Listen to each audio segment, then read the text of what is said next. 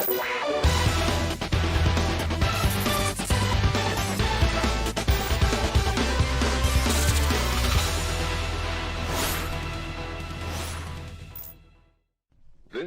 should be played at high volume, preferably in a residential area.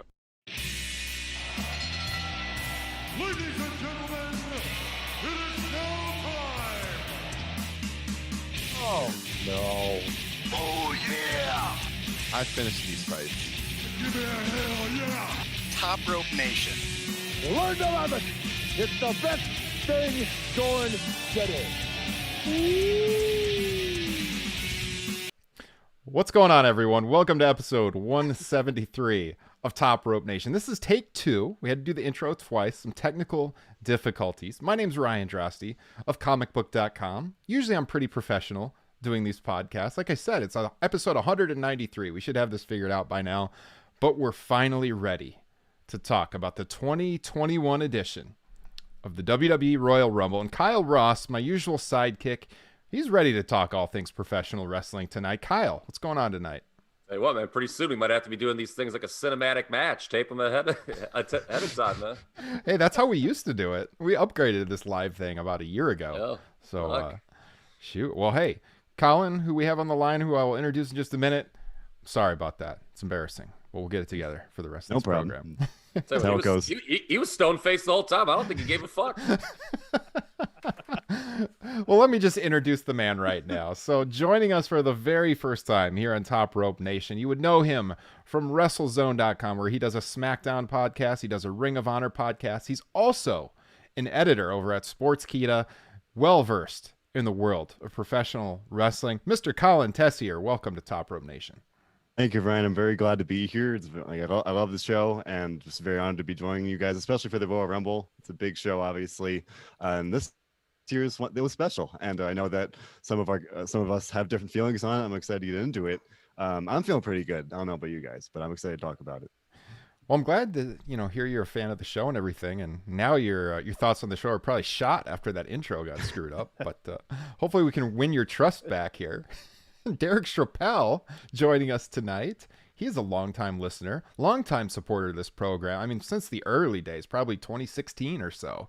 Derek, the host of the Rebooking the Roles podcast, which you guys should all check out. And I believe Derek's last appearance on Top Rope Nation would have been last spring when he joined us for one of our Patreon bonus shows. When we looked back at an old wrestling match, the Empty Arena match between Jerry Lawler and Terry Funk from Memphis Professional Wrestling. Derek, welcome back to Top Rope Nation. Thank you. I used this joke earlier, and I'll use it again. I wish I could be as yoked as Carlito did when he returned to the WWE. Good Lord, man. That dude looked jacked up and ready to go. Looked great. He has never been that big. 100%. No, man. He looked, I don't know. I can't describe just how impressed I was with his overall physique. Agreed. So, I want to somehow make a Chris Masters joke, but I'm not being able to make the connection because whenever I think of Carlito, I think of Chris Masters, just that whole era. If he would have done the Chris Masters entrance when he came out, I would have just fallen on my floor in a cold sweat. That's what he should have done. I'll tell you what. It's one of the great entrances of all time. This business misses the Master Lock Challenge. I'll tell you that much right now. And if you disagree, you're wrong. Oh, yeah. So one of the things we do here on our pay-per-view post shows, if you've never joined us before, is we take it around the horn, give the show the old A through F scale, give it a grade. What did we think of the show top to bottom tonight? And sometimes I go first, sometimes I go last. I'm going to take it first tonight. And, never in the middle. Nope. Nope. I either shock you at the beginning or I wait and see what Kyle and Justin say, and then I just try to agree with them to avoid conflict. But tonight, I think I'm going to start a little conflict tonight based on our off-air conversation. But, I'll be honest. I'll give the show a B-. B-. Kyle's face says it all. Let me preface it with this, Kyle. I can't often get my kids to watch wrestling with me. Number one, because I don't think my wife likes it very much. Okay. Number two, honestly, they're usually not very interested. And my oldest daughter loves Becky Lynch.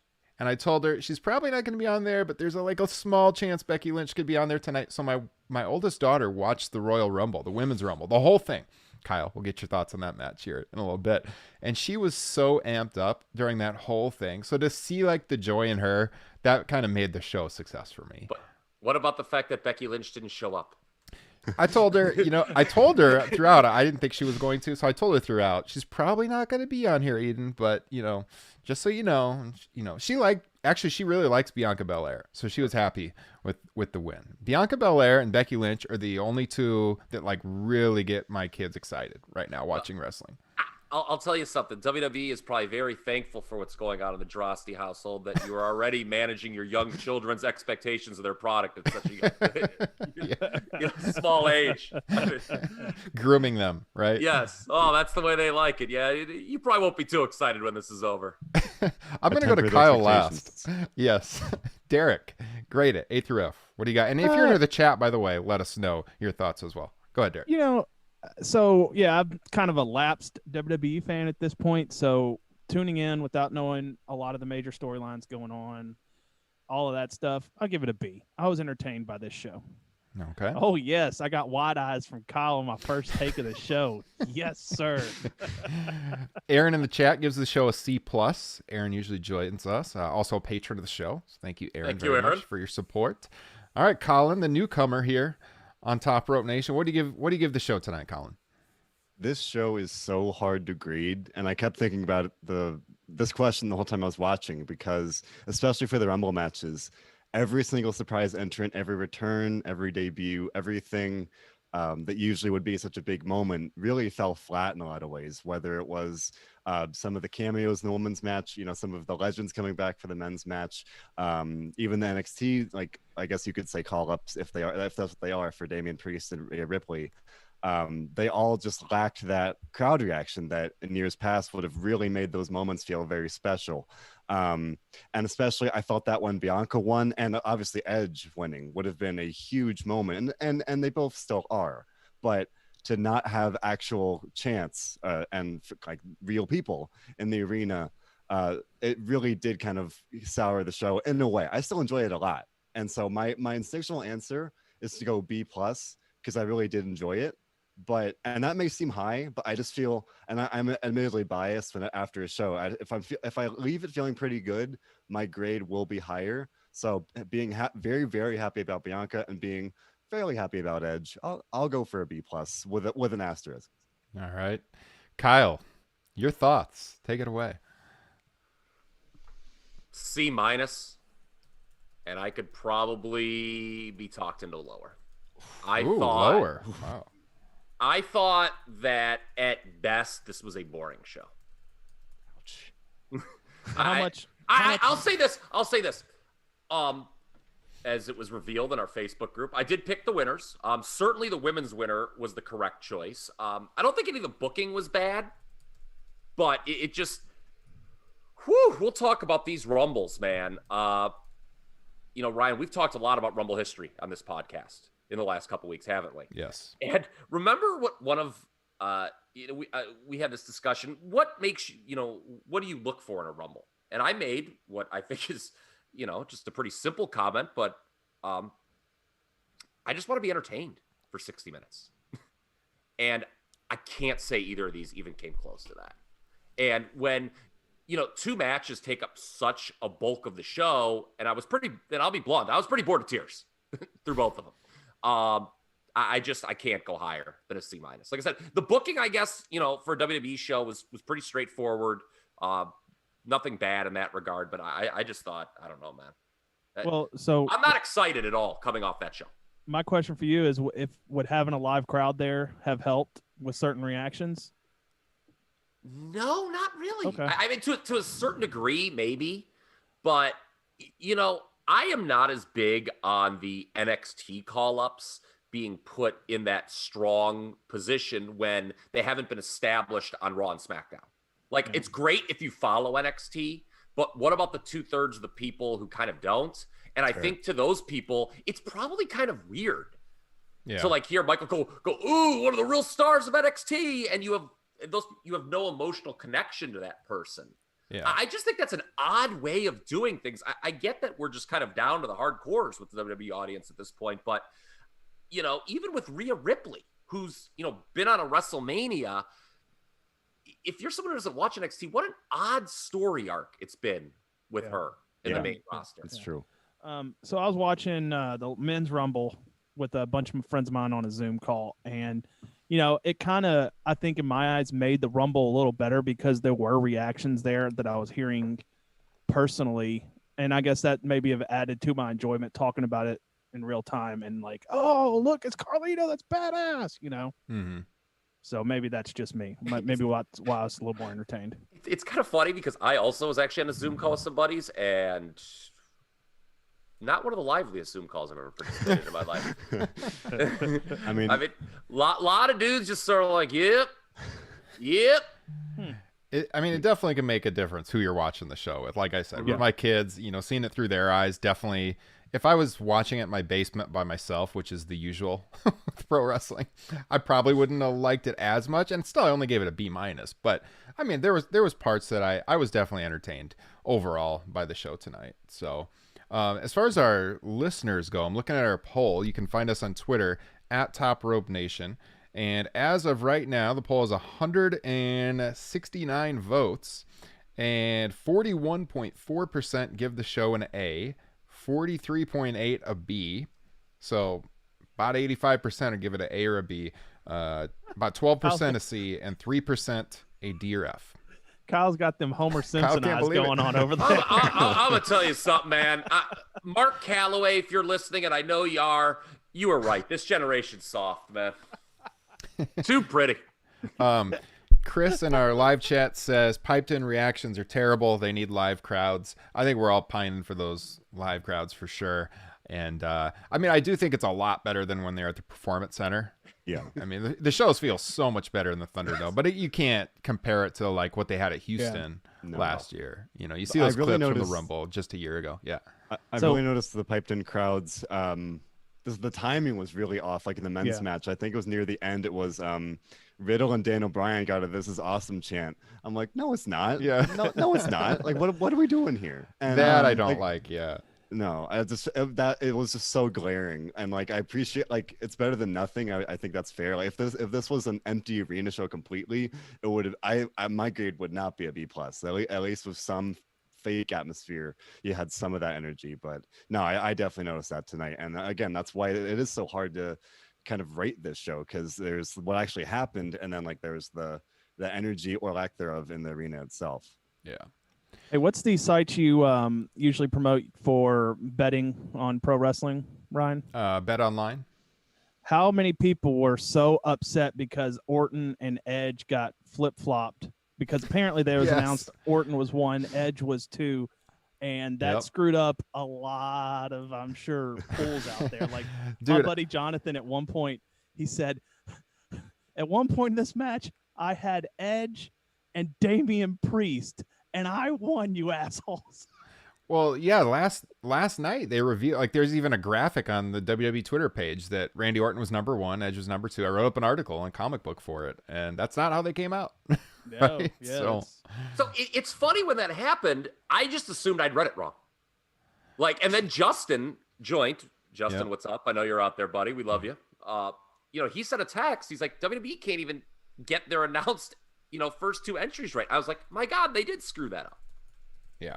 By the way, I don't think it hurt either Rumble to have announced entries.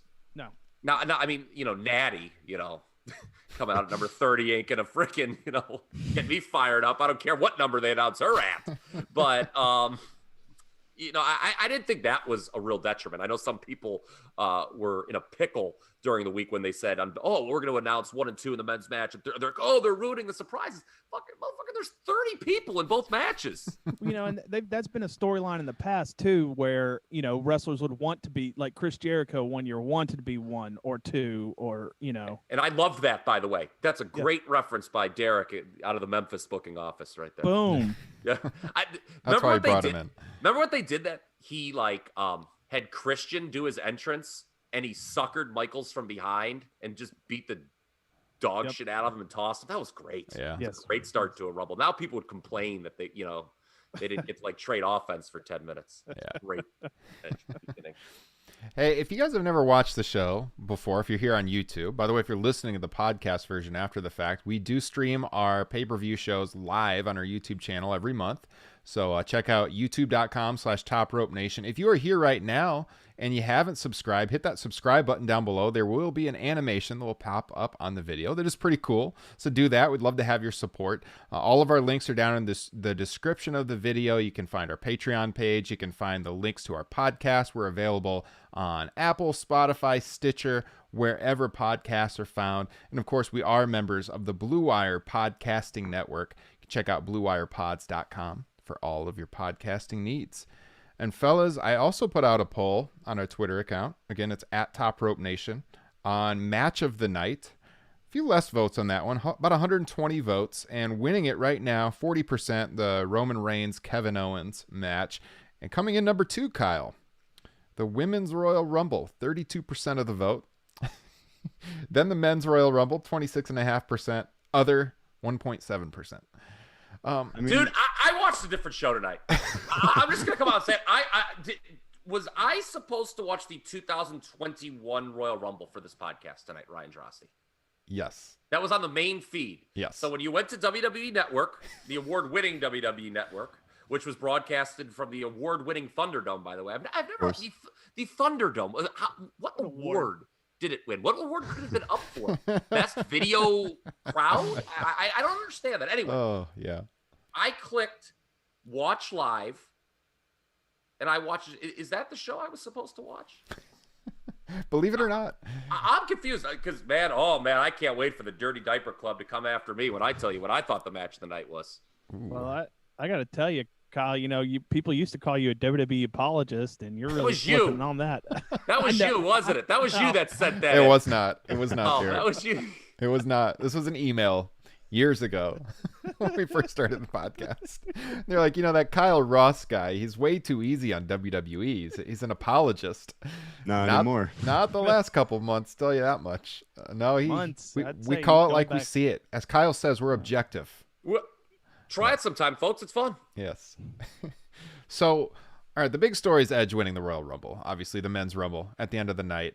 That's first and foremost, I think, in most people's minds as this show ends. Not just because it was the main event, but that's like the biggest story coming out of this, with, I guess, Bianca Belair, too.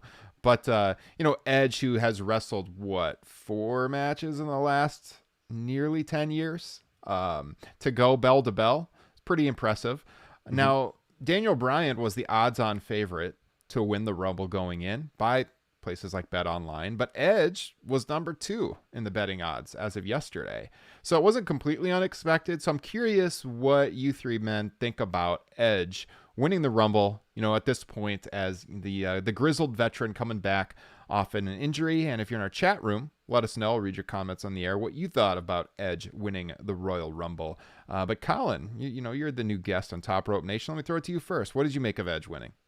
I mean, it's so bittersweet in every way in my mind because they announced their return ahead of time, so it wasn't a surprise.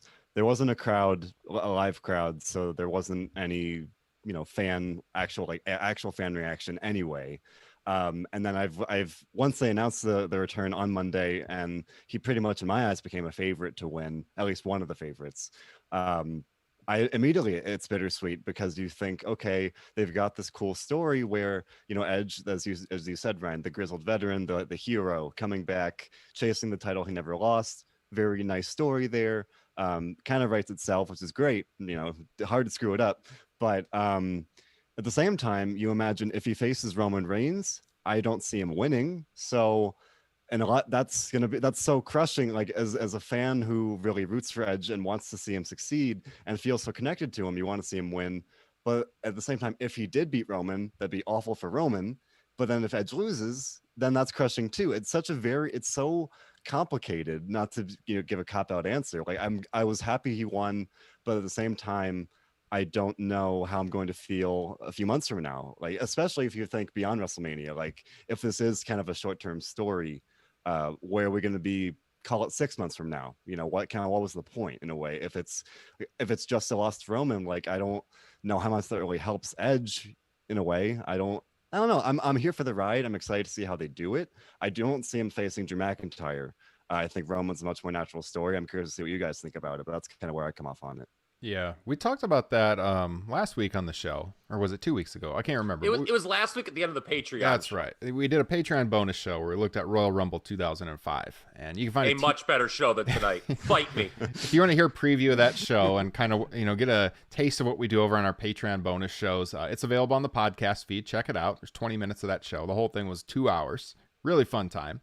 But yeah, we talked about it at the end, and we talked about the possibility of Edge winning. And I think it was you, Kyle. You talked about how, he probably would challenge Roman because it wouldn't make a lot of sense to have him go after Drew, but maybe they will. And I brought up the fact that, he did that promo on Raw where he talked about how, he wanted to get his title back. He never actually lost it, which I think is the big draw with the storyline. Obviously, that wasn't the Universal title, right?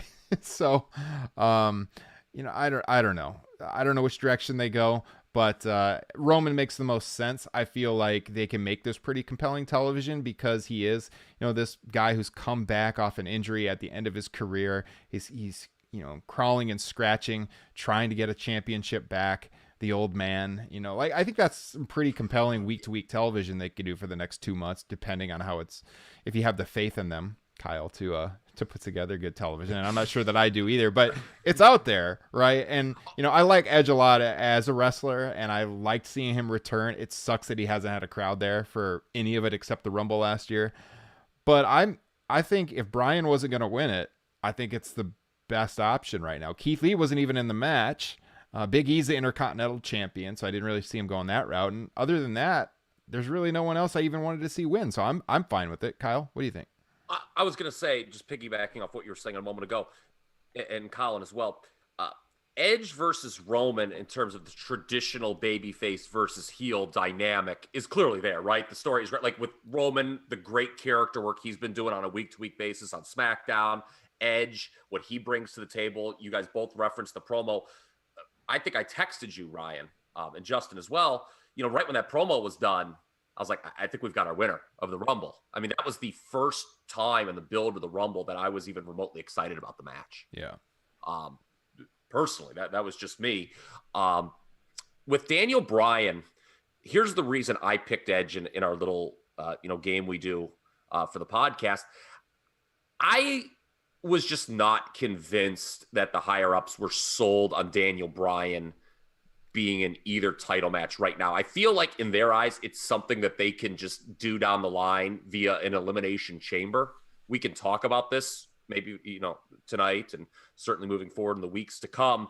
But if you want Edge in a world title match at WrestleMania, there was really no other way other than him winning the Rumble, in my opinion. Well, to be fair, Goldberg showed up on Legends Night and just, cut a nonsensical promo and shoved Drew and set that up. And granted, I think that could be said for either Edge or Daniel Bryan at this point. They both are of that status, essentially, especially Edge. Daniel is still an active competitor. Edge could have come back in theory. But I think having a Royal Rumble win sets that matchup in a stronger way, because then he organically has it rather than just kind of shoehorning it in, saying, well, I'm a legend, I want to face you. I think this is a better story. Yeah, and doing it after Goldberg, you're right, it was silly. I think everyone's agreement the way they built the Goldberg-Drew match was just, I don't even know what the term is, just really scraping the bottom of the barrel, booking-wise. But Edge and Drew, if you did do that match, and I'm going to, because I want to stick with this, what do you do? Like, what's going to the storyline? Is it just going to be all about Edge and this redemption thing? And because I don't think that's going to do Drew any favors as your full-time top babyface. I want to say I did not see how they could do this match until, not to plug myself, this past Saturday on my podcast. Plug away. That's what we do here. Plug away. Put yourself over. Put yourself over. My co-host, the wonderful Robert DeFelice, pitched a story where instead of focusing on Edge and his redemption story, they could spin it so that basically Edge could say, I was here the first time you were, and I saw you screw it up, and so I'm not buying this Drew McIntyre redemption story where you're the champion, you're the good guy now. And Edge could say, I've main evented WrestleMania, you haven't, so come April, the ball's in my court. I'm the main event player. I'm the proven guy. You're not. And obviously tonight, Drew beat Goldberg, so he has a big notch on his belt after that. But in a more general sense, that could be a way to do that story. Although I'll still maintain that I think Edge and Roman would be a more organic and natural story at this point. I think that could be an option. I want to bring Derek in. Would you be more likely to put Edge over Drew or Roman or neither? So without really knowing what's been going on, I would say actually neither. I think both champions are really in good spots and kind of need to stay where they are for where the company is right now. If it was a live show, I guess is Mania, they're planning on folks actually being at Mania this year, right? Yeah. Mm-hmm. I mean, maybe you get the reaction of an Edge getting one over on Roman Reigns. I mean, for the sake of the wrestlers, though, I think neither needs to go over on Edge. You do have two strong champions now. That's one thing we are consistent about on this program. If there is one positive to point to in 2021 WWE, each brand has a very strong champion. Yes. Yeah. So, and yeah, when you bring up Goldberg, Ryan Huffman in your chat, Ryan, has said, poor show. Watching Goldberg continues to make my eyes bleed. And I can't wait till I go on you guys, man. WWE hasn't done much to push new stars. Final 10 guys could have been the final 10 guys 5 years ago. Yes, let's talk. Let's go back further. What did I text you, Ryan, when we were watching the match? 6 of the 8 guys. This was around number 24-ish. It was definitely the back third of the men's Rumble match. 6 of the 8 guys that were in the ring were in the company in 2011. Yeah. Wow. Mm-hmm. Imagine if, like, in 2001, you would have said that 6 of the 8 guys were in the company in 91. That would have been like the most preposterous thing you've ever heard. And I get that the business has changed, but, like, you've got the biggest roster in history. Yeah. And, I mean, I love Christian, for the record. Great to see him. I like him better than Edge. What do you got to say about that? You like Christian better, like, as a wrestler? Yes. Yeah, I mean, just between the ropes, yeah, I like the overall presentation of Edge a little bit better, but he's always been presented as the bigger star. Yeah. Yeah. I do think Edge is, I know he's Captain Charisma, but I do think Edge is a little bit more the total package. But as far as just ring work, I could definitely make that argument for sure. You could have done in this Royal Rumble, you could have not had someone like a Hurricane Helms in there. I like comedy spots, but total waste. And now he was like a late entrant too, like in the late 20s, wasn't he? Yeah. Yeah, I mean, if you're going to bring back quote unquote legends, what are we doing bringing back mid-carders from 2005? I mean, God bless Carlito. He looked great. Okay, I'm never going to look that good with my shirt off. Okay, I'll admit it right now. Prove it. Take it off. But let's see it. Do we really need to pop see that the here? viewers now. That's for that new $10 patron tier. By the way. Tier. I mean, what are we doing? I mean, those guys have zero chance to win. So unless they do something that's really memorable or exciting, why? Yeah. But anyway, we went back. I mean, there was like Sheamus was in there late. I mean, even Daniel Bryan, as much as I love him, I mean, he was just getting going around that period. I can't remember the exact 6 were in there, but I was just like, my God. And that wasn't even including Orton, who was ducked out. Yeah. Yeah. And I wonder if, someone that was brought in specifically to replace Keith Lee, like, hey, Hurricane, can you get off your couch, put on the mask, and get in here real quick? Because I feel he's done a cameo kind of recently, didn't he? Like in he maybe did 2018. AEW last year. Yeah. But no, I mean, like in a Rumble, like he was in a Rumble in recent years. No, it was a couple years ago, I think. Mm-hmm. Yeah, I think the one Nakamura one, perhaps. Mm-hmm. That sounds right. I didn't think the surprises were very good. Now, Yeah. Like Rollins was very predictable. I think almost everyone expected Rollins to be in. He was announced to be on SmackDown weeks ago, and then they didn't do it. So it's like, all right, he's definitely going to be in the Royal Rumble. So I was kind of hoping he would come back with the old theme and just get rid of the I was so Messiah disappointed stuff. when he came back just the exact same. I was like, oh. And then when he eliminated Daniel Bryan, I've never really liked Seth Rollins, especially as a heel. And so the fact he came back the same. And Colin, then, come on the show anytime, buddy. I don't like Seth like to begin with. I really didn't like him as a babyface. I was mixed on him as a heel with the Messiah thing. and then to come back the exact same, very disappointing and very, very not surprising at all. And the fact that he eliminated my guy, Daniel Bryan, I literally thought this man is the worst. I was ready to turn the show off. I was so upset, man. I was like, a missed opportunity to, like, even if it's not a wholesale change, do something different with him. Like, he had been very stale by the time he left in November, and then he literally same song and dance, and I'm like, all right. You know what's crazy is that music played, and I was like, who is this? Yeah, that's how I was, but I haven't seen him since he's been doing the Messiah gimmick. Yeah, it's not great. Not great. You know, just because his name got mentioned, and I don't want to let this slip through the cracks. Colin just talked about Daniel Bryan, and I mentioned I wasn't really sold on WWE being sold on him in one of these main event slots just yet. This is what makes me think that we may not be getting Edge Reigns. Is you look at the SmackDown roster, and Ryan, I believe you cover that show every week, do you not? I do. Okay. I can see them determining that contender via an Elimination Chamber match. Because remember, we've got that coming up, and there's got to be some stakes for that. And you've got your Daniel Bryans, your Nakamura's. By the way, he was thrown out in real ho-hum fashion tonight. You know, so I don't know if, you know. So after all that build and the promo he cut, and he's gone. Just kind of throw whatever. And by the way, I've got a word on just eliminations in general when we get to the women's Rumble, because I kind of want to paint Rumble with a broad stroke. But, like, you know, Cesaro, Rollins, Big E, you can throw all these folks and have maybe a potentially really entertaining Elimination Chamber contest, but it would be all SmackDown guys. And at that point, it would almost have to be to go on to face Roman if you did that. I don't know what if Edge did take on Roman, I don't know what you do or who you pick out from Raw then to take on McIntyre. Braun? Maybe.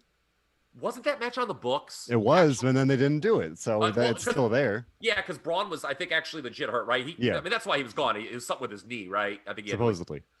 So it was the TLC pay-per-view. They were supposed to work. So maybe they go to that, but I mean, I don't like that. Yeah, the options are limited, really limited. We talk about this a lot. That, you know, this is why they had to bring back Bill Goldberg. Right, Kyle? Which is inexcusable that your options are limited when you have a roster of this size. Yes, true. This is the largest roster ever, and extremely deep when it comes to talent. Okay, you know, we talk all the time. I don't think there's a ton of stars right now, and that's not the performer's fault. It's the way they're presented. But to not be able to consistently produce fresh matchups when you have this many people under contract is really inexcusable when you think about it. And I don't use that word lightly. Yeah. All right. Well, let's start at the top of the show and just get some thoughts on all of the matches. So on the pre-show, you had a championship change hands, the women's tag team titles, I should say. I only saw this match. I was kind of in and out. We were eating dinner as a family when this was on. You're always eating dinner during the pre-show. I need to contact someone in Stamford and say, well, that's because frosty dinner. You're East Coast time, man. I mean, this is like 5 to 6. This is like we were doing the exact same thing. Yeah, he's Central. Yeah, Derek's Central time with me. So CST. Nia Jax and Shayna Baszler defeated Asuka and Charlotte Flair. We got the interference from Rick and Lacey Evans. So I don't know. I mean, like, from what I was... Give me a live sex celebration, damn it. Oh, my God. It's in there now. It's in my head now. Well, it's not. Oh, God. It's in the head. This was something people were talking about, though, as far as the title change. So it wasn't too shocking based on the way things have been going. And, you know, we expect to get this Asuka Charlotte Flair feud eventually. For any of you that saw this match, bell to bell, any thoughts on it? I happened to catch all of it. All right. All right. The problem is this is the Raw Women's Champion we're talking about, and she's been in her own feud with Alexa Bliss, which I've enjoyed that a lot. And then you've got, on the other hand, this feud between Charlotte and Lacey, which has been very divisive. And now to have this title match, it would have made more sense in my eyes to say, okay, we're gonna do Flair and Asuka versus Royce and Lacey Evans. And then you've got that more natural story. And then if you want to, I mean, it would be a little more surprising because they haven't been built up that much. But to have this match kind of thrown together on this kickoff show and then to have Lacey come out I mean, I saw a lot of comments that it was overbooked, and I think that's fair to say. And this isn't necessarily a hot shot of a title, but they just won it at TLC, and now you're already kind of making that change, and it just feels kind of, if not unnecessary, then pointless, maybe, just to kind of do that when, I think we're well past the point of expiration for Nia Jax and Shayna Baszler as a team. And then we saw them, I think Nia eliminated Shayna in the Rumble match. So then that didn't make any sense considering what we just saw on the same show. So I don't know. I wasn't really a fan of it. And then if you're going to go in the direction of the natural direction of having Charlotte and Asuka feud, surely you'd want to show some hint that that's coming, rather, and they've like very, very, very slowly done that. But to go from 0 to 60 with this title loss, supposedly, I don't know that I agree with it. So you're saying the long-term booking here has been less than stellar. You don't have a lot of less faith. than stellar. It's going to be done well in the long term. Yeah, I would agree. I would 100% agree. Anyone else have thoughts on that pre-show match? Colin pretty much hit the key points. There was no tension whatsoever. I mean, it's been real minimal between Charlotte and Asuka. Do you think if that was a WrestleMania direction, like you would think that's the reason they put the team together in the first place, right? It's like, okay, we're going to put them together so they can eventually feud, and we can go back to that match they had in New Orleans, which was a terrible booking decision. While we're talking about those, but I don't know. There's that. Yeah, I mean, it is interesting because both of them have their separate singles feuds, but then they were just feuding with a random team, and it just makes it seem like, well, we just wanted to do a surprise with Charlotte at the last pay-per-view to get people talking, and they get a run just to waste time. The only reason I second guessed my thought that this was going to be a title change was because it was on the pre-show. Yeah. When this was announced for the pre-show, I was like, oh, I guess maybe we're not going to get a title change. And then I saw some people said, oh, maybe they're going to change Sasha and Carmella then. So they made the right call in both. I don't know if this was like the right call, but it was sort of predictable based on how WWE books just go back to the old champions. The only title change on the program on the pre-show. Royal Rumble. Thank God. Royal Rumble, not known for a lot of major title changes through the years, by the way. It's true. Maybe I'll have some trivia for you guys later in the show. Ooh, all right. All right, and then the show opens with the match that Mr. Huffman had mentioned here in our chat room. By the way, if you're in the chat, give us a thumbs up on the video. We appreciate that. Drew McIntyre defending against Goldberg. I think they said they definitely said on the pre-show this was going to open the show. That kind of surprised me. I actually thought one of the Rumbles might open the show, but this opens it up. Yeah. I would have put either the Women's Rumble there or, if it was a live show and you really wanted to get the crowd going, you put Roman Reigns and Kevin Owens in that spot. Yeah, that makes sense. Because when I saw it, it was 3 different moves, I think, in that match. And that just – I know it's Goldberg, and he doesn't really have a repertoire of wrestling moves with him. But this match just kind of was just, okay, spear. Here's what I'll say. So anyone that's listened to this program for a long time knows I'm not super high on Bill Goldberg. Kyle smiles. We talked about this when he was brought in to be the challenger. Kyle really talked about it. They didn't have a lot of choice. It's one of the biggest shows of the year. They don't have anyone for Drew. Look, we don't even know who they have for him at WrestleMania, if they're not doing Edge. So it's a problem that they don't have any challengers for him. So I understand why they brought him in. Do I want to see a 54-year-old man wrestling the WWE champion on pay-per-view? No, I don't. But I understand why they did it. So, like Kyle, you were mentioning the 91 to 98 thing earlier. This would be like someone from the mid-70s, wrestling the WWE champion in 98. Someone whose heyday was in the mid-70s. We talked about this before.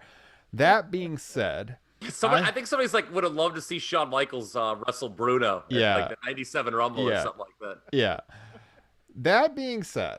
I do think that they laid this match out about as well as they possibly could, because there you go. Even someone being, plugged into what's going on in the industry and stuff, I was even on the edge of my seat a little bit. Like, they're not really going to do this, are they? They're not going to have Bill Goldberg. And when that's happening, I'm also saying to myself in my head, this is good, because the way I watch this stuff is like, if they have me questioning it, that's well booked.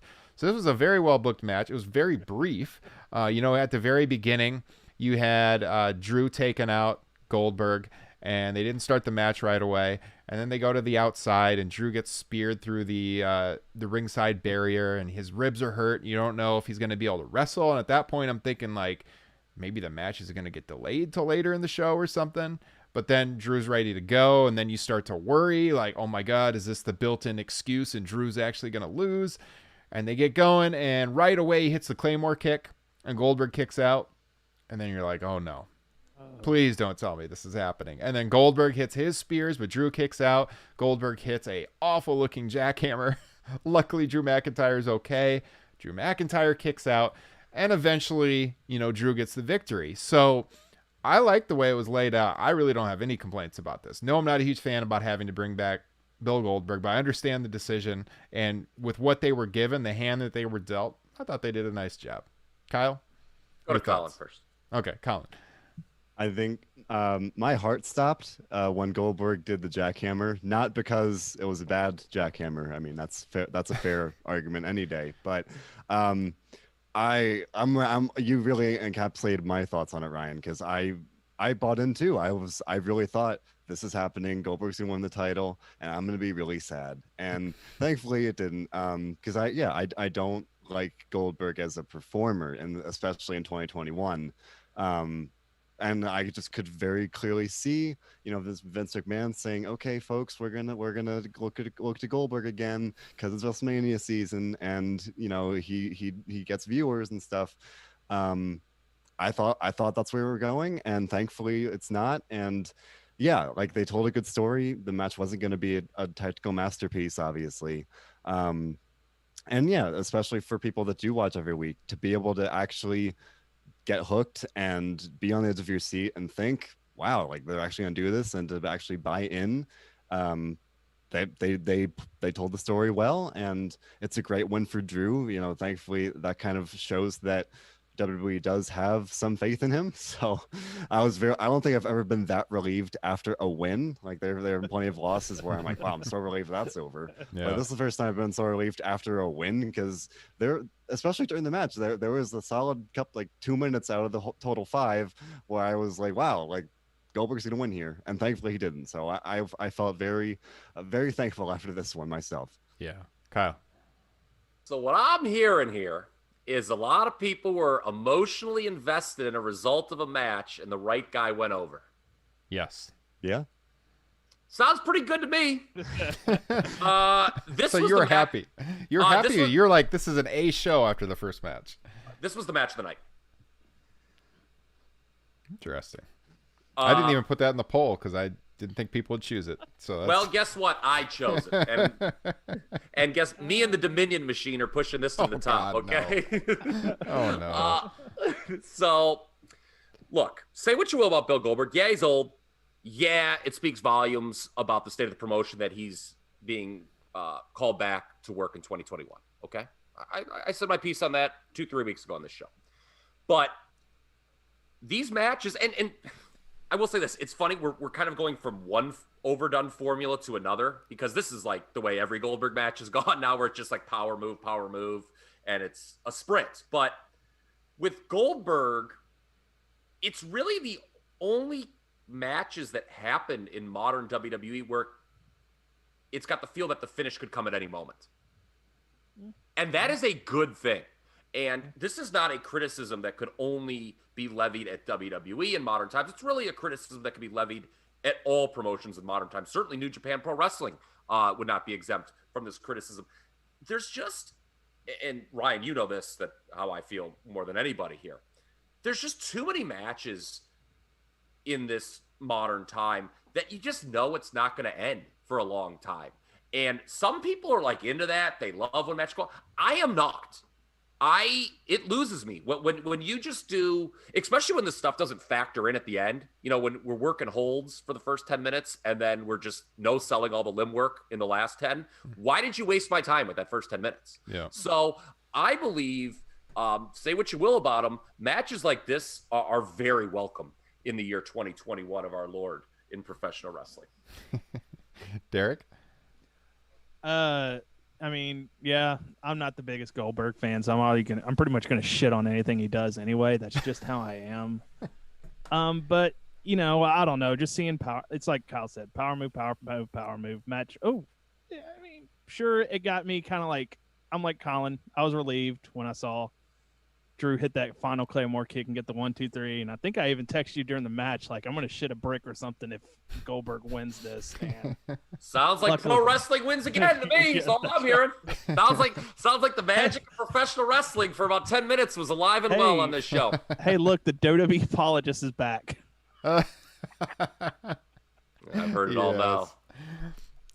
All right, so I thought that was good. My card and soul, Kyle. That match certainly figured into my grade for the show. I'd be fairly positive on it, I think. And then they go from that to the Sasha Carmella match. Obviously they had wrestled at TLC last month, and Sasha retains. I thought, I've actually been like a pretty big fan of this feud. I think both of them have done a nice job. I think Carmella is, like, every time out pretty much, like, she looks like she's improved. I'm a fan of what they're doing with the character. She's better in the ring, I think, than people give her credit for usually. Although I did think that this match was a little sloppy. I didn't think it was as good as what they did at TLC. If you go back and listen to our TLC post show, I was pretty high on that match. This one, like the first half of the match, it seemed like Carmella was worried that she was going to have a wardrobe malfunction for like the first several minutes. I don't know if anyone else caught that. And that kind of took away from it a little bit. And then there was the suicide. Miss Jim Ross on commentary. The suicide dive to the outside where she overshot it. And that was scary. Like she could either broke her arm or broke her neck. Well, you know what's, I liked, I'm very glad, first of all, that she's okay. Yeah. At least I hope she's okay, because I liked the reckless abandon she did it with. Because too many times when people do topes, they just do it so soft and they like land on their feet. Very ironic, it came against Sasha Banks, who I think has, one of the better topes in the entire WWE, men or women. Mm-hmm. Well, after that, though, they settled down and they had a good rest of the match, I thought. So I thought TLC was a little bit better laid out match, but it was still like it was an entertaining watch, I mean, overall. So I thought at this point in the show they were pretty much 2 for 2. Yeah, I've actually took notes on the show. Thank you. Yeah, this is a professional podcaster. I don't get to do these that often anymore, so I'm going to come in and make my damn mark when I do. A couple of things I wrote down. I thought Sasha had a pretty good promo before the match. And having not seen Carmella in probably over a year, 2 wrestling, way better than when she was doing her shtick with the alt-right wrestlers that she used to tag up with. And let's see what it's. And the last thing I really wrote down was Carmella's submission doesn't make a lot of sense to me, because it's hard and this is because I was an amateur wrestler. You can't really, if you're using one arm to hold yourself up, you can't really use anything to get leverage onto the person's neck. And that's just me nitpicking, but overall, I enjoyed it. Derek, you'll be happy to know that my wife was actually in the room when that match was on. And when she had the hold on, she looked up and she said, "That's her finisher? How does that work?" So she noticed too. What do you call a finish? We call one hell of a Saturday night. Oh, all right, Colin. What did you make of this one? It's weird because SmackDown has been so good, but then this feud, and even you could say this of the Roman Reigns and Kevin Owens feud to an extent, it's been pretty drawn out. Where this feud was kind of the couple weeks leading into TLC, and then they made it pretty clear that this match would happen, even though they didn't officially announce it till last week, I think. But I don't know. I'm on board with the fact that Carmella has improved a lot in the ring. I think this character has added a lot to her, I guess, kind of her. I don't want to say her shelf life. That sounds too permanent. I just mean it's refreshed her character, her career at WWE, if you will. But the feud has been kind of stale, where it's been, you've got Reginald in there and all the champagne and all these things that is kind of just going kind of the same every week. And I mean, I like it. I'm with you. You said that their match at TLC was a lot better, and I'd agree with that. And I think that was kind of to this match's detriment, where it largely felt like they were trying to do the same thing, and they didn't really do much other than the suicide or the tope to differentiate it. So I mean, and I was then, Sasha made her tap out and it was over, And then I was like, all right, I guess that's it, which is good because I just said I got a little burnt out on it. But I don't know. I think this has been a good spot for Carmilla. I think, and to summarize the whole feud, it was a good way to give Sasha somebody new and to give someone a chance to, like Carmilla, to step up and re-energize herself. And I was very down on the gimmick at first, on this untouchable thing, and I think it has been kind of distinct in its own way, so I'm enjoying it more as she kind of finds her footing with it. But I guess I will say, because I enjoyed the TLC match more, this one did fall short. So I can't say that this was 2 for 2 in my eyes for this show, because I came out of this specific match feeling a little down on it. Okay, fair enough. Kyle? Yeah, so Colin has provided an excellent segue. He doesn't realize it, but he has. So what I wanted to talk about with this program, and also he did a great job by mentioning the Owens-Reigns feud, which we're going to get to later on. The drawn-out nature of both title programs are a direct result of the brand split. These are things that would not, the drawn-out nature I'm referring to, would not happen if we did not have a brand split, particularly when you look at the women's division. When you cut the women's division in half, you only have a pretty limited pool of contenders on both sides. And so you just can't burn through everybody, just by having different people lose every month. So, you go back to that TLC match, which I think we're all in agreement over-delivered. Remember how that match finished? It was a clean tap, just like this one. And like when it was over, there was really nothing from a fan perspective that says, okay, these two should wrestle again. It was very final the way Sasha won that match. And then WWE did the thing that they always do, she put her in a tag match, if I remember, Carmella. I think so. Yeah. Yeah, it was, and to set up the thing. Look, I think Reginald the Sommelier is great. I hope Carmella continues to grow in the gimmick. It's not a bad gimmick, but it's a match that was hard for me to get excited for, even though they did over-deliver at the last pay-per-view, because it felt like it didn't need to go on.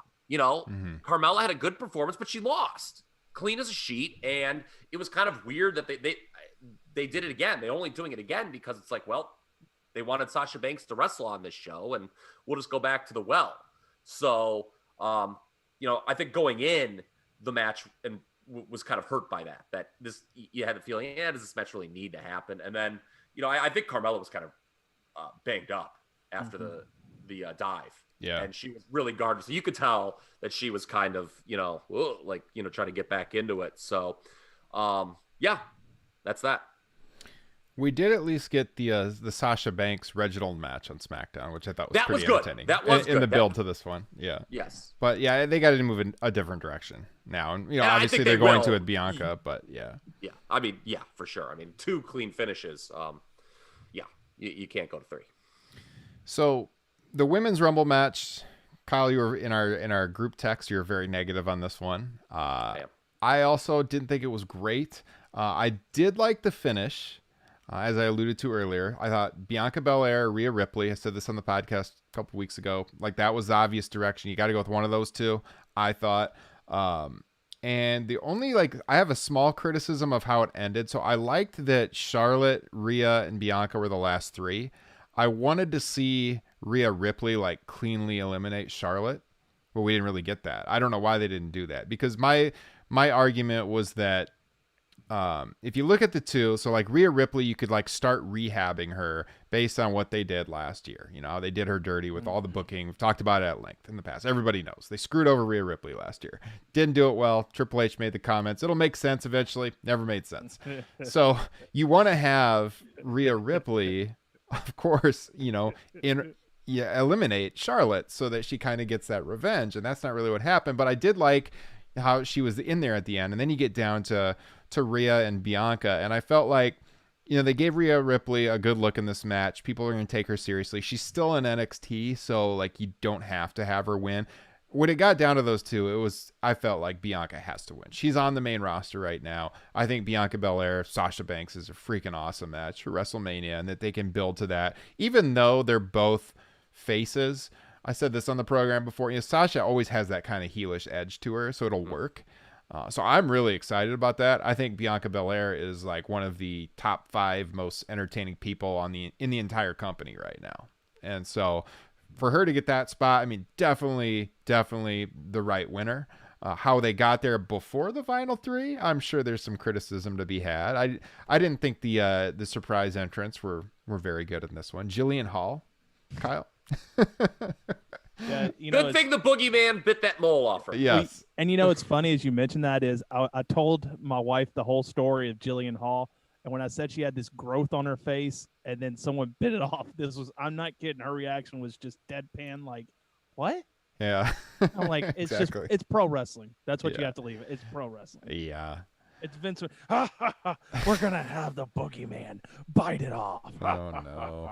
Yeah. Not great. That wasn't too great. Also, it was kind of surprising, like how quickly Alexa Bliss was out, especially when they did the Fiend After tease. all that build? Yeah, they did that. They did that tease where she was turning crazy, and then was it Rhea threw her out? Yeah, Ripley threw her out. Yeah, and then it was like, all right, I assume the lights are gonna go out and something crazy is gonna happen, and then nothing happened. Nothing. What the hell was that? I'm not gonna lie, I was very mad about that because I've been really enjoying what Alexa has been doing.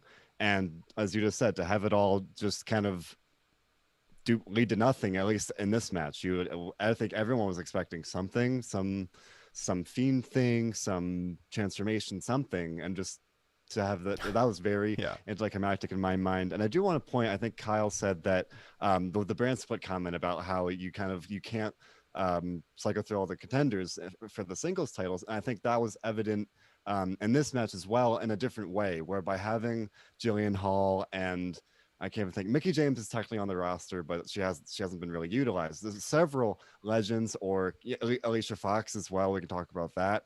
That did kind of point to, I can't even say a lack of depth, because if they could have done even more NXT appearances, although there's some room for commentary that for people that don't watch NXT, that's also weird. But I will say I really did enjoy. I'm very, very happy that Bianca won. I was very much rooting for her. I was very happy that she won. That was the absolute right choice.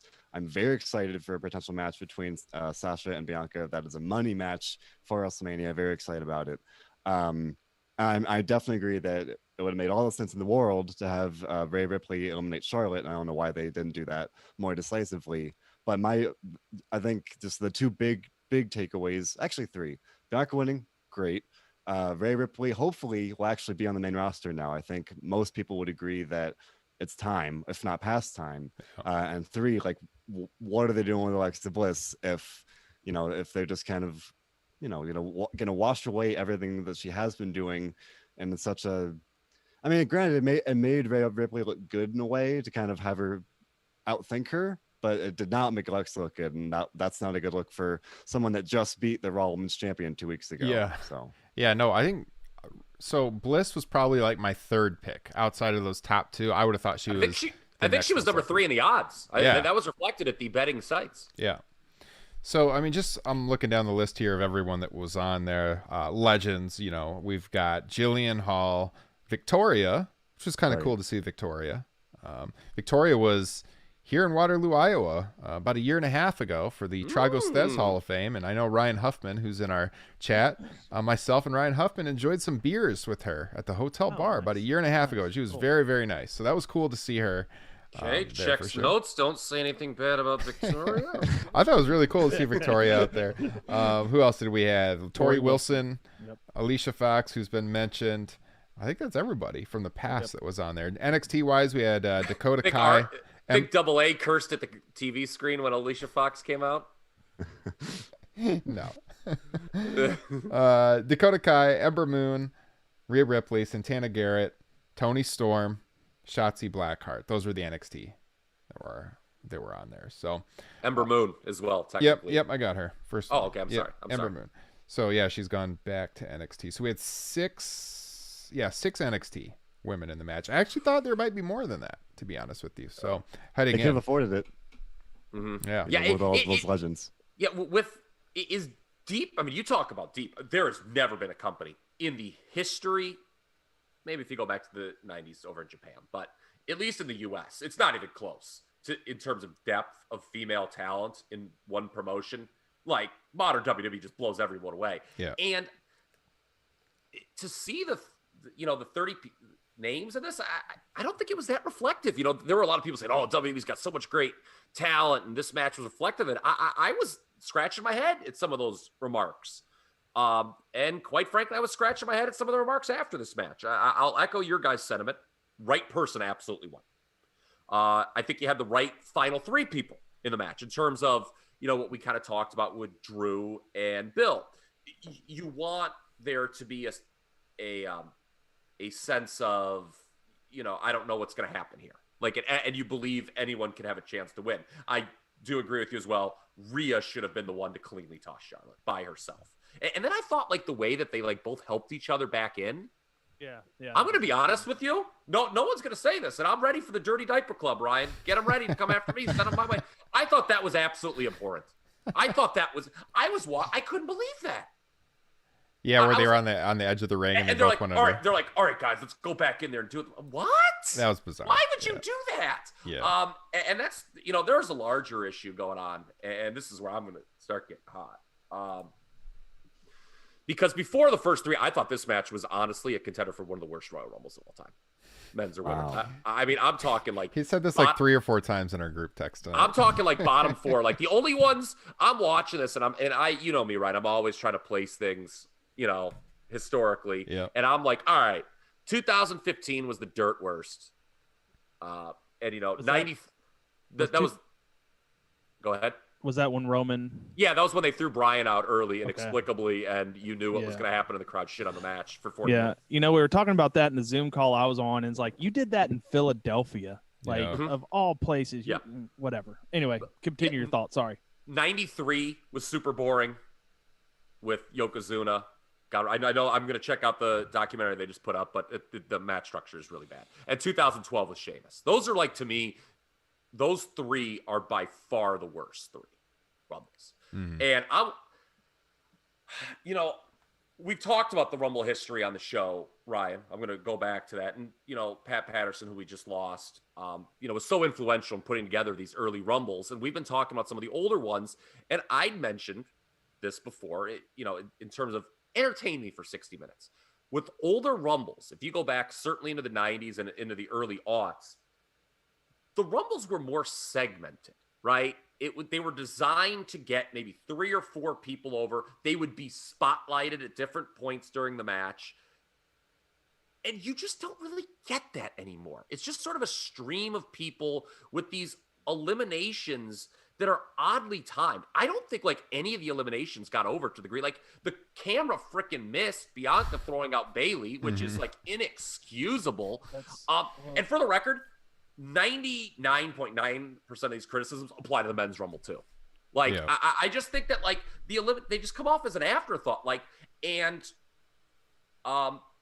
Sometimes I'm sitting there wondering, God, how do I articulate how I feel about this match? And I'm struggling. And luckily, one of my favorite match reviewers out there on the internet, not to slight anybody else if you're not this guy, but I'm just going to bring him up because he happened to articulate it much better than I did. Eric over at Segunda Caída was talking about this match, and he didn't like it either. I was pleased to see that. And he brought up this great point, and it applies to a lot of modern Rumbles. Have you guys noticed the performers now? I don't know when this started. Last 10 years, we'll just use the term. They work the Rumble like they work a normal match. They come in and do all their same moves that they would do, and they don't work it like a battle royal. Maybe I am being the biggest nitpick Nancy ever, but once I read him say that, once I read his writing, I was like, God, I that's what it is.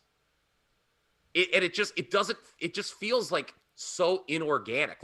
No, people only get eliminated when it's time to get eliminated, right? It's just oh, and they're gone. There was no tease of it or anything like that. It's just not worked like a battle royal anymore at all. And I think that's bad.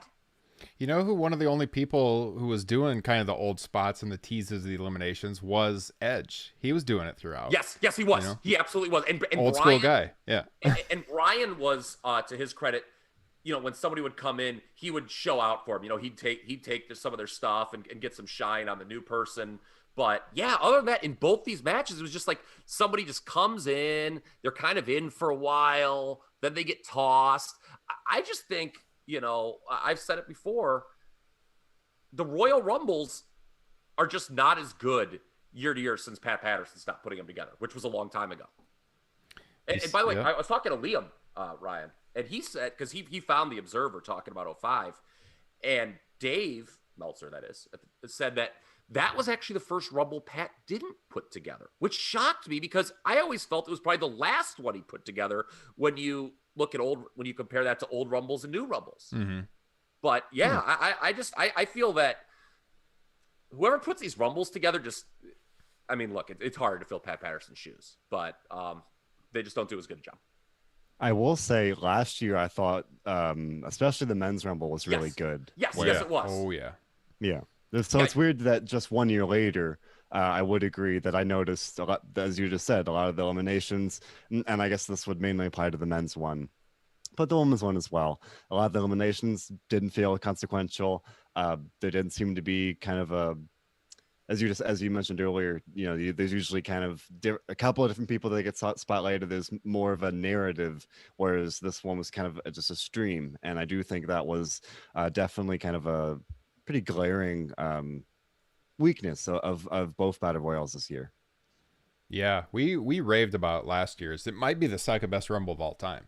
Yeah, I really do. And yeah, let's clarify that. Yeah. I said about, I don't want to paint every modern Rumble with one brush. I thought last year, because they did try something unique with that one, that the whole thing they did with Brock was truly unique, and there was a story being told. You remember the first half. I can remember the people that came in, like, Keith Lee came in and Brock did, oh, that's a big boy. Yeah. I remember that.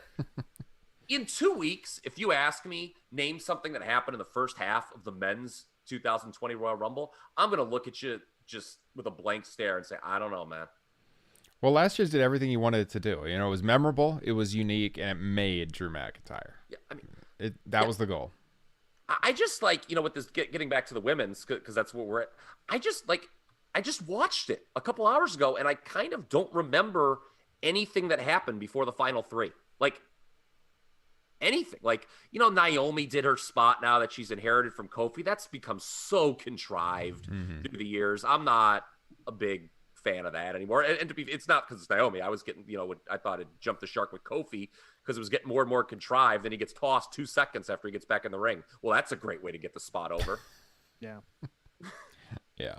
So you don't remember Billie Kay being all annoying and stuff or anything like that? Billie Kay was pretty entertaining when she came now out. that you mention it, but all right, where did it lead? Who threw out Billie Kay? Billie Kay and Jillian got thrown out together, I believe. Was it maybe Shayna or somebody like that? Yeah, I don't know. I don't even remember. Yeah, a good point. Yeah. A good point. I've got it right here in front of me. Thank you, F4W Online. Shout out to Garrett. Billie Kay was thrown out by Liv Morgan. Oh, it was probably during a camera cut. That's why we didn't see it. Yeah. They did, yeah, they were definitely off. Vince was probably having a coronary backstage. Yeah, and I don't like when there's no eliminations early. That's a personal preference for me. And this match had no early eliminations. Like the first 8 people just came out, and nothing of consequence had really happened. And props to, I thought they kind of telegraphed Bianca was going long, because God, you don't want to compare anyone to this person, but Chris Redacted, in the 2004 Royal Rumble, we compared him to Flair, right? Yeah. When we were talking old Rumbles, Ryan, how his performance cannot even compare to Flair in 92. Flair was the focus of that match, start to finish. Whereas, Bianca, yeah, she was in a long time, but she didn't really do much for the first 3 quarters. She was just kind of in there. Mm-hmm. She was kind of laying under the ropes for quite a while. Yeah. And, just out of it. Yeah, and that's not on her. I mean, that's just, I think, the way they teach them. Yeah, no. Going back to what you said about earliest, Jillian Hall came in at 8th and was the first eliminated. And I knew it was a while after she came in. A few other wrestlers came in. I think she was in the ring with when Victoria came in and when Peyton Royce came in. So it was about 12, 13 people before someone was eliminated. And I agree with you there. You've got to get, you need a couple of people getting shine early by making a couple of quick eliminations. Yeah, I mean, that would have been a great way to get Bianca over, for her to be dominating the ring. I mean, she didn't have to do it just like Brock did. I mean, you don't want to rip something off a year later, but yeah, it was there just was nothing going on. I mean, the match was half over with, and I think I texted you, Ryan. I said, this may be the worst opening half of any Rumble I've ever seen. Yeah. Like, I was just bored. And that's the worst thing you could say about a Rumble. Well, Billie Kay did eliminate Jillian Hall, so she had that going for her. Yes. There you go. Where were you when that happened? Yes. So I've got a hot take that I know you guys are gonna love for this match. I actually rather enjoyed the 24/7 champ stuff. Really? I chuckled. When I say I enjoyed it, I just got a laugh out of it. And then I started thinking about it a little bit more, and I may be getting too deep with this, but no other women were worried about that 24/7 match because there was a bigger, thing they're trying to, a bigger accomplishment. They're trying. I think you're giving this promotion, way too much credit. Maybe I'm getting, I think no one else was told to get involved in that spot. That's what it was. Right. I think it was just like, this is for Alicia. It's just deeper thinking that they kept their eye on the main prize, and that's to be able to point to the sign that everyone points at. Do they have the usual gang of goofs who are always chasing R-Truth? Is it me, or do they oddly run the same way every time? Like, they almost have like their run pattern. I've never seen anything like that. It's like every time I see them run, it looks like they're in the exact same positions. Like they've almost videotaped that exact group of people running once, and they just replay it. Yeah. Well, hey, Peter Rosenberg is still the reigning champion. So. Can that guy just please go run into a wall as fast as he can? Well, that would be the title change. Or could he get, or could he get run over by a golf cart? What if Sam Roberts beats Peter Rosenberg?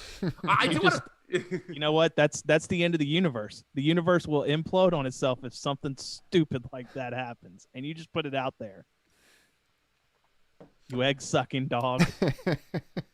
All right. Any other thoughts on the Women's Rumble before we talk about the Bliss thing? You guys were spot on to build that up. I mean, and I have not been a big fan of those two matches on Raw with Asuka personally. To build that up as a main event act, I mean, if you're dedicating the last segment of Raw to it, that's considered a big deal in canon. And to tease something and just have her toss like it's nothing, that's just not good booking. And that's coming from someone who really didn't want, I certainly didn't want to see it like the Fiend, like descend from the heavens or something hideous like that. Yeah. I mean, I wasn't like, oh my God, no, we the Firefly Funhouse, we've been denied. Trust me, I wouldn't say that. I just think it's bad booking to build something up as important one week and treat it like, yesterday's trash the next. And Kyle, while you're on the subject of Alexa Bliss, a couple of weeks ago on the pod, and I love this comment, you said, "Oh, I did that for you." I went to my wife. I was like, "You got to hear what my buddy Kyle just said," and replayed it because that shit was spot on. I actually saw that firewall spot, and yep, Bill Dundee is trying to slap someone through their television for someone doing a fireball like that. That was just freaking horrible. For those who missed it, I was not complimentary of the fireball spot on Raw a couple weeks ago, and said they might as well have just brought Jerry Lawler out in the middle of the ring and urinated. I popped on in the name of fireballs. By the way, Jerry Lawler, your boy, I'm not sure he needed to be brought back on commentary for this. I agree. Although at least they didn't do the normal thing they do with him in these Rumbles when they're like, "Oh, King, you'll really love so and so."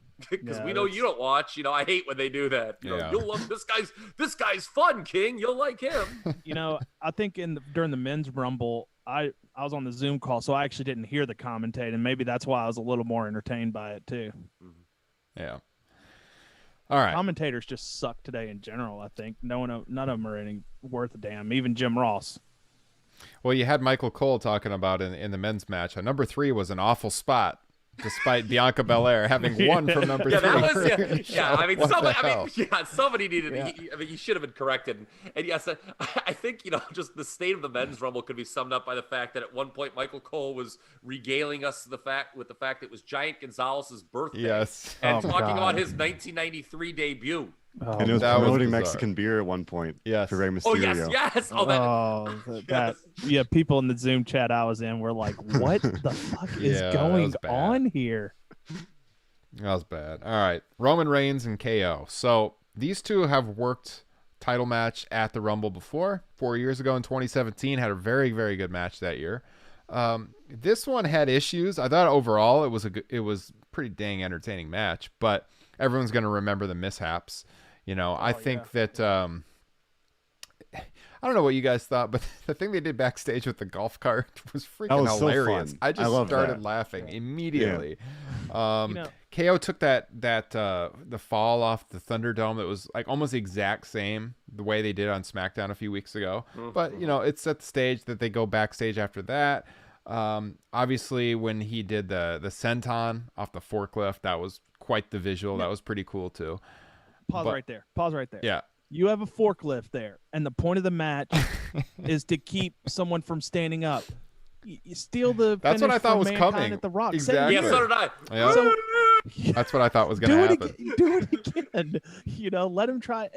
And that was the only point. That was the only point during this match where I thought maybe Owens was actually going to win. Really? That was the only point where I thought, if they actually want to have Owens win, like that's one way they could have an out, is he, puts the forklift over him. My good buddy, for a split second, and fan of the show, Chad, he used to be able to do the funniest impression of The Rock's face from that halftime match when he lost. He would just do that like deadpan, and he would just get me to laugh every time. No. I mean, but so overall, we had the handcuffs issue. We had the second ref come out and just start counting and then stop counting. So there was issues at the end, and then I think Kyle, you weren't really a fan of the finish either with the. I liked. See, it's funny what you just said. I didn't buy Owens was good. When he had Reigns handcuffed, I was like, how are they going to get out of this? So I actually thought the ref bump was kind of cool. Ref bumps usually are pretty lazy and cheap, but I thought it worked there because I was like, you go and talk about emotionally investing in the result. When he's sitting there chanting, I'm like, okay, Savage Crush from WrestleMania 10 isn't exactly the match I would look to for stealing finishes, but okay. And, I'm like, my God, I think they're going to do the thing and actually put on Owens. And, they found a way out of it. So that was at least dramatic. I'll agree with you. I thought that too there too. Yeah, you're right. I mean, I think that's the one moment that I really thought they actually might do the title change, because for a second it didn't seem like they had a way out. So then I'm with you. I thought the ref bump worked where I didn't see it coming. Like obviously we know Roman Reigns is the kind of heel that would do anything to win, but I didn't necessarily think he'd do that. And then I did find it weird how Paul Heyman happened to have supposedly the key to handcuffs that weren't his. Yeah. As you said, Ryan, I think most people, myself included, will remember some of these mishaps, even though there were really just as many good things. I like the golf cart spot. I like the senton off the forklift. That was pretty cool. And I was like I said earlier about the Sasha Banks Carmilla thing, I was kind of down on this, even though they brought me back on SmackDown this week with a really great promo segment. This story really has been largely the same for, call it over a month now. And so, I'm glad that, they did something both before the match on SmackDown and this match here to actually, they delivered. And that was never in question, but I don't know. The ending did kind of ruin it for me, because I had been really enjoying it, and then when you had the referee mess up the count, the weird thing with the handcuffs, and then just to kind of have Reigns choke him out. Yeah, that was pretty anticlimactic. Exactly. Yeah. Exactly. And the WWE's budget must be pretty bad if they can't sacrifice a pair of fucking handcuffs and just get some bolt cutters out there really quick. Like, yeah. Do we like last man standing matches? I do. I've always enjoyed them if they're done right. And, I don't know, don't send the referee out if those handcuffs have to be undone. Wait until it's undone easily. And that makes and I didn't like the choke out finish either. Yeah.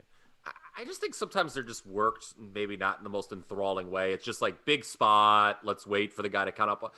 I was trying to think of, last man standing matches in this promotion that I've liked. Triple H Jericho certainly comes to mind. Fully loaded. Of course, the wrong person won, but we just have to deal with that. It's when it's Hunter, what are you going to do? Oh, was I hot? Can you imagine if we would have done a fully loaded 2000 podcast on this show? Oh, that would have been great. At that finish. Oh, was I so hot at that finish? I'd nominate myself to come on Top Rope Nation Classic and do that. Yes. With you. Oh my God, I can't believe they put Triple H over to that day match. And I thought Cena Wyatt in 2014, that was a good one too. I think it was Battleground. It was the same one that Luke Harper and Eric Rowan had, that banger against the Usos that I know a lot of people have been talking about. Comparing matches, I don't know if this was as good as the Alberto Del Rio Big Show Last Man Standing match from Royal Rumbles years past. I can't remember what year it was. Maybe it was 2013, I want to say. I don't know if this was as good as that. And I don't think it was as good as the other Roman Owens match you mentioned. No, not close. Not nearly as good as that one. From 2017. Yeah. But Colin brought it back, and let's keep the focus on the athletes here, because there's a big picture thing, Ryan. I've seen you arguing on social media. I was almost drawn into it. I think you wanted me to be drawn into it personally when you invited me into that. Yes, I know what this is about. I saw you arguing about it because you made an appearance over on Garrett's show, Fight Game Media, and I know you presented something that we had talked about. You got jumped on, and I want to talk about it on this show. The idea that maybe Owens should have won on Christmas, the title. Colin talked about, that this feud seems to be dragged out, product of the brand split, because you don't want to go through too many contenders. So I brought that idea up on this show, the idea that maybe Owens should have gone over on Christmas because, and I'm interested to hear what you guys have to say, I don't think Reigns is going to lose at WrestleMania, no matter who he wrestles. Yeah, probably not. I don't think so. Okay. I do not like long-term heel champions. I think it's worked like twice, ever. And neither time was in this promotion. It depends what you want to define as long-term. But I think it gets real boring.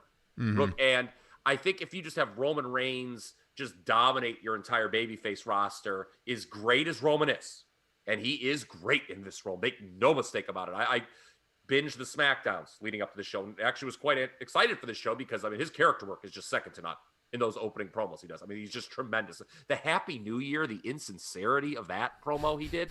Oh, I was in tears. It's just great stuff. But I just think that beating a babyface 3 straight title matches is just awful booking. It's kind of what I was getting to in that argument you referenced in social media. It's just not what I would do. And I think in terms of just making things, I talked about, you guys had mentioned it too, your own personal feelings on Bill and Drew. There was an emotional investment in the result. There was a sense of doubt during that match. Nobody bought Kevin Owens was going to win this match. And that's a problem. As good as the character work has been from both guys, if no one buys a challenger as having a chance of winning, I don't know why you're doing the title program. Yeah. I had that thought on, I think it was Friday with SmackDown, because Kevin gave a great promo, and he brought me back emotionally, where I was like, okay, now I'm invested. But at the same time, I think he literally said something like, there's nothing you can do that's going to keep me down.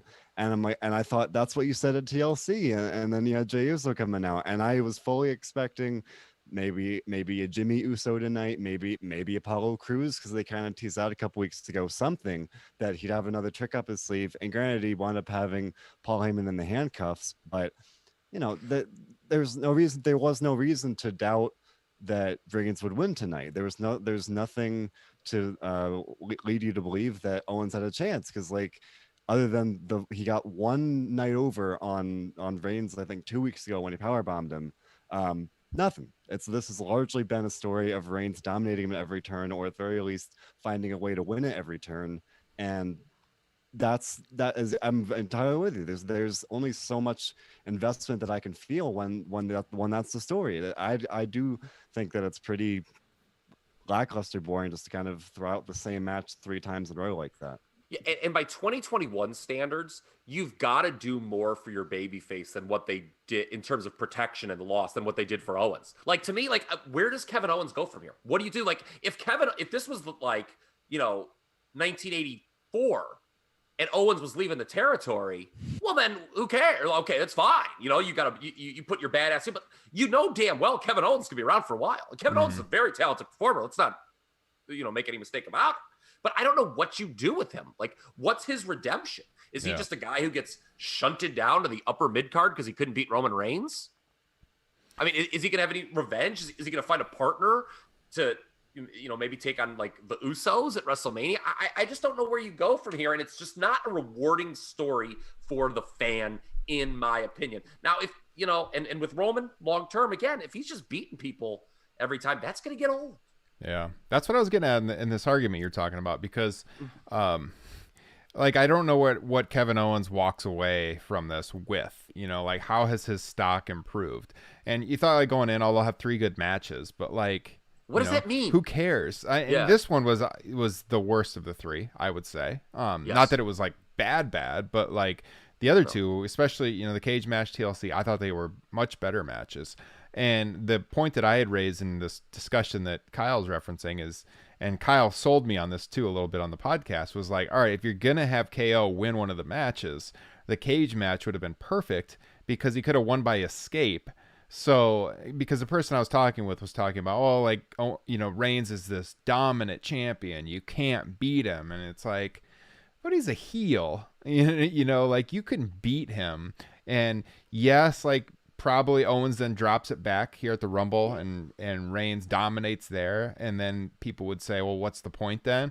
Well, the point is, in a few months, Kevin Owens can always goes back and, say, I beat you for the title. Remember that? And the fans will all remember it too, because it was the most watched SmackDown in a long, long time. So, I mean, it just makes for more exciting television that there was a title change and nobody would have expected it. Yeah, I don't think Roman would have been hurt at all by it. I don't buy that would have hurt his great run he's on right now. He would have got it back. The great character work would have continued.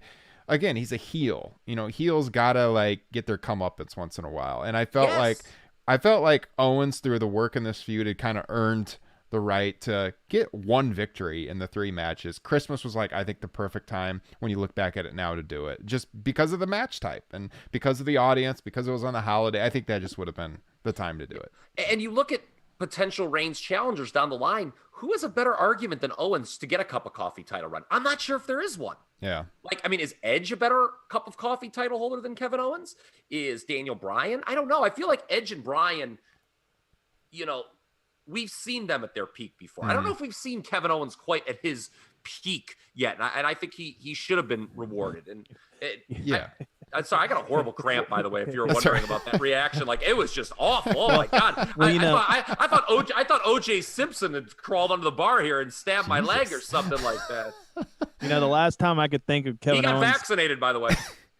The last time I could think of Kevin Owens close to peaking on a title run, it was ruined by some man named Bill Goldberg. Yes. It was done in a banana peel finish. But again, here's the thing, because he wins the title for like a month. He drops it back to Roman. Roman goes off and does his thing, but you get to like the summertime and Owens can reference, hey, I beat you, and they can like heat it up again and they could do something memorable. But like now, how do you go back to that? Hey, I want a title shot even though you kicked my ass 3 times. I mean, I guess the Christmas match was a cheap win for Reigns, but still, like, no, that doesn't matter. He lost 3 times. But in 2020, like I've said, in 2021 standards, he was not protected enough to the degree that people will feel that, like, oh, Kevin Owens was wronged. He deserves one more shot. I think people are just going to be like, yeah, he lost. Mm-hmm. And from what you're saying, Ryan, you could keep him involved and, the Usos keep jumping on him for, hey, you had that quick run, but my boy still won. You keep him involved with the program through auxiliary characters. Mm-hmm. And then when the time comes, like, yeah, I beat your boys. I'm ready for you again. Yeah, exactly. With Roman, too, a loss does not hurt Roman Reigns. No. Okay, no. You talk about building Roman Reigns. Motherfucker, if this guy ain't built yet, you better call the damn inspector. It's been a long time they've been building this guy. Come on, man. You see this guy. I mean, nothing's going to hurt Roman Reigns if he loses one match and beats the guy back. I don't know, man. I am not a big long-term heel champion. I think other than like Ric Flair 85 to 87 and like Hollywood Hogan NWO. Mm-hmm. I just don't think it's ever worked out well. And even in both those cases didn't work out well for the promotion. I don't know if you know this, but Jim Crockett Promotions and WCW both went out of business shortly thereafter. So, I mean, there you go. I just, there's a certain guy who really changed the dynamic with champions in this business, and you know who that is. Yeah. I really don't, so you'll have to tell me. In the year before the year 2000, a very specific year I want to mention, you really didn't have heels holding the world title in the WWF/E for long periods. I guess it was just WWF back then. Didn't happen. Heels did not have long runs with that title, ever. for the first 16 years of Vince's national expansion. And somebody came along, and really it's been pretty much all heels since then. I don't want to mention any names. No, mention it because I've This seriously. will be a 3-hour podcast if we get on that. Yeah. Just mention one name. You Is know. it 3 initials? Is that what you're trying to say? It is. It Okay, is. gotcha. That's all I need to hear. All right, guys. It's getting late. We got to wrap this. Oops. I mean, we already covered the Rumble kind of at the top of the show. Is there anything that we didn't get to in the Rumble that anyone had in your notes that you wanted to reference? I mean, we talked about Edge's victory. We talked about Christian's return. I don't know that we mentioned the surprise. I mean, I guess we mentioned Carlito, Damian Priest coming in from NXT. But Damian Priest was the only NXT wrestler, which was It's just worth a pointing surprise. to me. It's worth pointing out that I think Kyle touched on it earlier. That usually you want a Rumble match to build new people, and I think in the men's Rumble match, it's hard to point to anybody other than Damian Priest that could be described like that. Because when it came down to, I think Edge, Christian, Daniel Bryan, Seth Rollins, and Braun Strowman, and then Randy Orton, of course. But all those guys are pretty established. They all, didn't really stand to gain other than from winning the match. They're all made stars. By having Damian Priest get a couple good eliminations, he eliminated Kane, so that was pretty cool. Only mask you'll see him wearing. That was such a great. And while we're talking about Damian Priest, I got to talk about that sell job of when he took a kick to the chest. That from was a good Matt one. Riddle. Oh my God, that was a great sell. And, Can't have Derek on this podcast without a Matt Riddle take. well, There and we I was go. going to say, I think he had an all right showing in the Rumble. did. And one thing I would like, I think I've heard Kyle mention this before in a podcast. Like, there have been times in a Royal Rumble where you also got matches set up for feuds that weren't title matches. Like, I think the best example is Shawn Michaels and Kurt Angle the year they had their Mania match. Yeah. And, I'd like to see, would that have helped the Rumble? Like, if we were to somehow get like a Matt Riddle, Daniel Bryan match, because they seem to have a couple of moments in this Rumble. I could see, as I mentioned earlier, I was so upset when Seth eliminated Daniel Bryan. They kind of teased that feud months ago at the draft when they I guess Seth got drafted over to SmackDown. I could definitely see that what happened tonight or I should say now last night at the Rumble, kind of leading into a potential feud where Daniel could say, like, you robbed me of this chance to main event WrestleMania, and then you launched into a feud there. I think that'd be a pretty good kind of, I guess, consolation prize for the fans, at least, that really want to see Daniel Bryan, because those two guys, two of the best wrestlers on the roster at this point. I think that's one way to kind of boost the retrospective value of this Rumble if you have a story like that play out in the months to come. I don't know if that elimination, you're right, though. They could absolutely go that direction, but the elimination didn't telegraph it. No. And what is the issue here? That when Derek's like, I wish they would tease more stuff down the line. What are we going to go back to here, Ryan? That would require long-term booking, which they don't do. The LTV, reason baby. the reason that Angle and Michaels, they were able to do that is because they knew that was decided on months in advance. I remember. I mean, that's why I was when we reviewed that show, Ryan. I kind of talked about when that sequence happened. I was so fired up because I'd heard the rumors that they might do Angle and Michaels at WrestleMania that year, and that basically confirmed it when they did that. So, but they had a decision. They were locked into it. They went with it. They're not locked into these mid-card matches at WrestleMania. They don't have a damn clue what the mid-card matches are going to look like at WrestleMania. No, Yeah, that's they don't. sad because the Rumble is a perfect tool to not only set up a couple of main event a couple of title matches, but at least get you matches down the line too for repercussions in the Rumble. And it's sad that it's not used that way anymore. Just put one last bow on it. Both Rumbles, it didn't feel like any of the eliminations were significant. Mm-hmm. Yeah. They just sort of happen, and then you have Charlotte laughing at hers. I'm not even going to get into that. We'll be here another hour. Yeah. Yes. All right. Well, hey, this was a lot of fun. Good show. Yeah, this was a strong show. Derek, always a pleasure bringing you on the pod. Been on many times before, but it's been a while. Derek, tell the listeners, where can they find you? What do you got going on? All right, so at Tropenuts, SCHROEPNUTS, I believe it's like right here or Yes. so on your screen. It is. Also, go out and follow at Rebooking Roles. We are the podcast that takes our favorite movies, TV shows, video games, whatever we want, and we recast them using professional wrestlers. Ryan Drosty's been on to help us start on our Game of Thrones recasting. We've done some of the MCU. We've done the Karate Kid movies. We just did Teenage Mutant Ninja Turtles 1 and 2. We're doing Groundhog Day this week and it's going to be released on Groundhog Day. So it's a lot of fun. It's just me and my buddy co-host Mike. We wanted to get back into podcasting, but I don't have the energy to do wrestling recaps. There's also better podcasts at it than I think me and Mike were. This one being way better than anything me and Mike produced. You're too kind, Derek.